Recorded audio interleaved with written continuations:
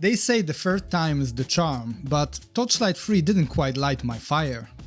Let's see if Torchlight Infinite can finally ignite my passion for this series.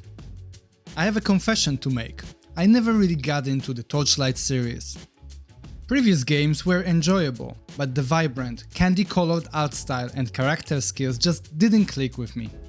I found myself getting bored relatively quickly, and even Torchlight 2 didn't impress me all that much. So when I heard about Torchlight Infinite coming to PC and mobile, I wasn't paying much attention.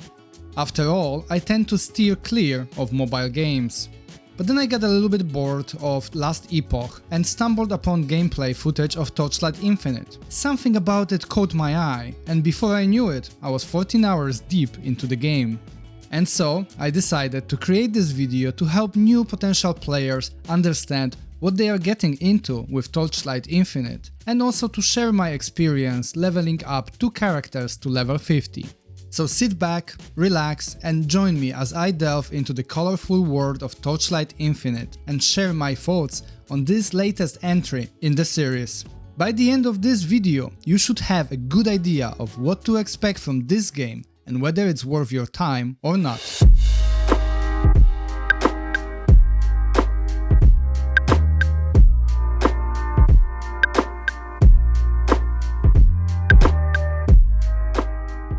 First, let's start with an overview of what this game is. Released in October 2022, Torchlight Infinite is available on both PC and mobile devices, marking a departure from traditional Torchlight games in more ways than one. Unlike previous Torchlight titles, Infinite is a free-to-play game, which might turn off some players due to concerns about potential intrusive monetization practices. However, having played the game for over 14 hours, I can say that Torchlight Infinite strikes a good balance between monetization and gameplay. While the game follows a seasonal model, introducing a new class with each season, players are not bombarded with restrictions and are not pushed to make purchases. The Premium Season Pass, which costs $15 or $20 with partial auto-completion of the Season Pass itself, gives players access to the new class and some other perks, but it's not essential to enjoy the game. One positive aspect of Torchlight Infinite is that the game has no stamina or cooldown limitations, and there are no restrictions on character slots. Your inventory space is limited, but players receive currency frequently enough to expand their inventory back and other such features, which is a welcome change from the restrictions often imposed in free-to-play games available on the market. However, the game does have some limitations in place. Additional specializations for characters, as well as outfits and visual effects, must be purchased with real money or earned via in-game currency called Hero Emblem, which is awarded for completing different challenges in the game. Finally, Torchlight Infinite has unfortunately gacha drawing system for packed spirits, which are pet-like creatures that offer passive bonuses to the players. While this system could be seen as pay to win, it's hard for me to gauge its impact on the endgame at this point since I haven't played long enough. Overall, Torchlight Infinite's free-to-play model is not as aggressive as one might expect. I was actually positively surprised about non-aggressive tactics used by the developers. The game provides a good balance between monetization and gameplay, making it accessible to both casual and hardcore players alike, at least on the leveling stage of the game. Now let's discuss another important aspect of ARPG games, classes and the game's progression.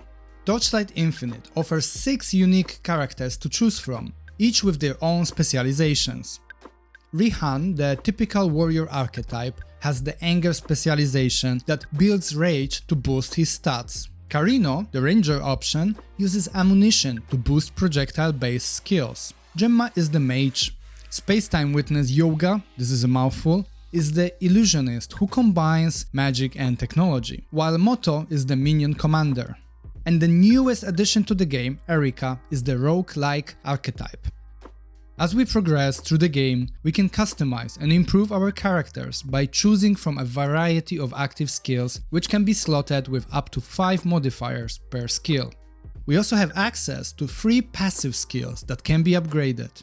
And as we level up, we gain access to hero traits, and talent trees, which provide additional passive buffs. All these systems may seem like a lot, but for anyone who has played ARPGs before, it will not be complicated at all. In my opinion, Torchlight Infinite is the easiest ARPG game on the market. Despite having multiple systems, the game is easy to jump into, even for those new to the genre. The leveling process is also quite fast. I reached level 50 with 2 characters in approximately 14 hours of gameplay. And I heard that experienced players can reach level 60 in approximately 6 hours.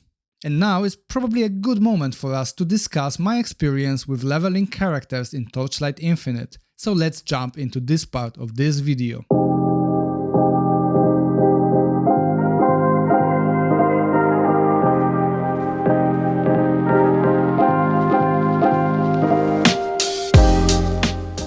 Personally, I found the leveling experience in Torchlight Infinite to be quite a mixed bag. First, I started with Rehan or Rihan, I don't know which pronunciation is correct here, who is a berserker-like character, and I must say that I had a lot of fun going through the main campaign with this character. I didn't follow any guide, and I just picked the skills and traits that seemed most appealing to me. Some boss fights posed a bit of a challenge, and a couple of them even resulted in my deaths. Sometimes these failures were due to bad game design, as the presentation of boss mechanics was absolutely unclear and I simply didn't know where the hell should I go to avoid the damage. However, other times the fights were challenging in a good way. They required me to use correct movement to survive mechanics, and the damage I dealt scaled well with the boss's health, making the fight last a little bit longer. Overall, these fights made me focus, which was very nice. By the time my berserker character reached level 50, I had a lot of positive things to say about Torchlight Infinite. All in all, it was a very enjoyable experience. But then I decided to try a different character to see if my experience would be the same, and so I picked Moto, who is minion-based character. I equipped him with 2 summon machine guards and 2 buffing abilities for those summons, and I steamrolled through everything. The difference in leveling experience between both characters was huge. I could practically AFK on most bosses with Moto, and I'm not exaggerating here. I mean, look at that boss fight.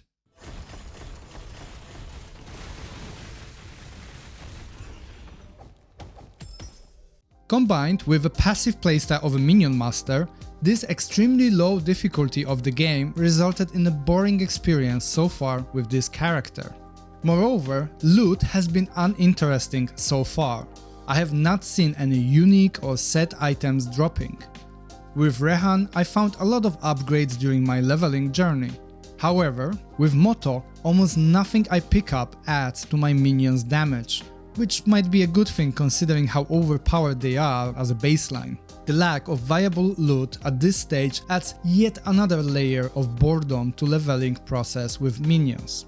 I will have to see if uniques, sets or overall more interesting loot will drop later on, but so far the loot has been the most boring I have seen in an ARPG game. These are my thoughts about Torchlight Infinite after 14 hours with the game. I hope this overview and my experience provide you with some insight into the game and assist you in making an informed decision whether or not you should try it out. I will hold off on my final judgment of the game until I reach a higher level and progress further into the endgame content. What are your thoughts on Torchlight Infinite? Have you played the game, and if so, what are your opinions? Thank you for watching, and I see you in the next one.